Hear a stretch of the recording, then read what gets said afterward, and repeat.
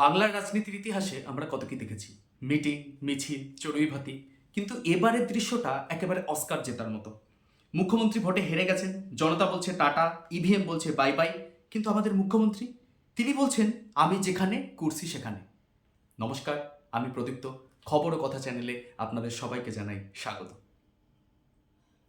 ঘটনাটা হলো, ভোটে হারার পরেও আমাদের মুখ্যমন্ত্রী পদত্যাগপত্রটি আলমারিতে তুলে রেখে চাবিটা মনে হয় গঙ্গায় ফেলে এসেছেন। বাংলার ইতিহাসে এমন ছ্যাঁচড়ামি এমন দৃঢ় মনোবল আগে কখনো কেউ দেখাননি। সাধারণত লোকে হারলে বাড়ি গিয়ে বিশ্রাম নেয়, কিন্তু এখানে মুখ্যমন্ত্রী নবান্নের গেটে যেন আঠা দিয়ে সেঁটে বসে আছেন। আজ আমাদের মনে হচ্ছে সংবিধান প্রণেতারা বোধহয় অন্তর্যামী ছিলেন। তারা জানতেন 2026-এ এমন একদিন আসবে যখন এক জেদি নেতার পাল্লায় পড়বে রাজ্য। তারা আগেভাগেই রাজ্যপালের হাতে বিশেষ কিছু ক্ষমতা দিয়ে গেছিলেন। সংবিধান বিশেষজ্ঞরা বলছেন এই বিশেষ ধারাটি অর্থাৎ আর্টিকেল 164 আসলে ছেঁচড়া দমন আইন হিসেবে তৈরি করা হয়েছিল। তারা জানতেন কেউ কেউ হারার পর এমনভাবে কুর্সি আঁকড়ে ধরবেন যে লাঠি পেটা না করলে তাকে সরানো যাবে না। ভাবুন একবার পরিস্থিতিটা। রাজ্যপাল চিঠি পাঠাচ্ছেন, দিদি আপনি তো হেরে গেছেন, এবার ব্যাগটা গুছিয়ে নিন। ওপাশ থেকে উত্তর আসছে, কিসের ব্যাগ? আমরা তো জাস্ট লাঞ্চ করতে বসেছি, পদত্যাগ করতে নয়।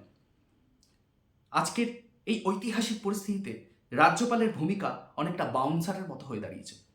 সংবিধানের সেই ধুলো জমা ফাইলগুলো বের করতে হচ্ছে, যেখানে লেখা আছে যদি কেউ নির্লজ্জের মতো সিট না ছাড়ে তবে তাকে ঘাড় ধরে নামানোর আইনি অধিকার রাজ্যপালের আছে। সত্যিই স্যালুট জানাই সংবিধান প্রণেতাদের, যারা জানতেন গণতন্ত্রের উৎসবে এমন কিছু অনাহুত অতিথি আসবে যারা ভোট শেষ হয়ে যাওয়ার পরেও প্যান্ডেল ছেড়ে যাবে না। তাদের জন্য এই রাজ্যপাল মার্কা কড়া ওষুধের ব্যবস্থা কিন্তু নির্বাচন কমিশন আগে থেকেই করে রেখেছে। আজকে এই প্রতিবেদন থেকে আমরা কি শিখলাম যে লজ্জা থাকা ভালো, কিন্তু ক্ষমতায় থাকলে লজ্জা না থাকলেও চলে। দেখা যাক শেষ পর্যন্ত কুর্সি যুদ্ধ কোথায় গিয়ে থামে।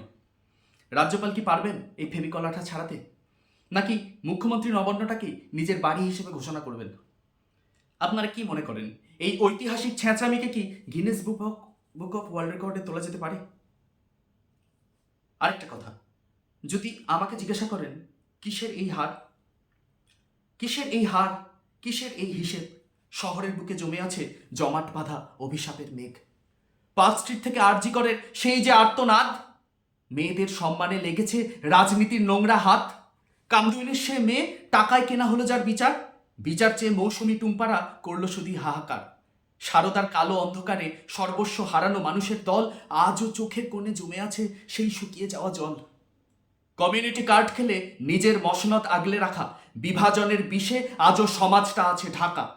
শিক্ষক আর রাজপথে ভিক্ষার ঝুলি হাতে, মেধা পালায় সীমানা পেরিয়ে অন্য কোনো রাতে।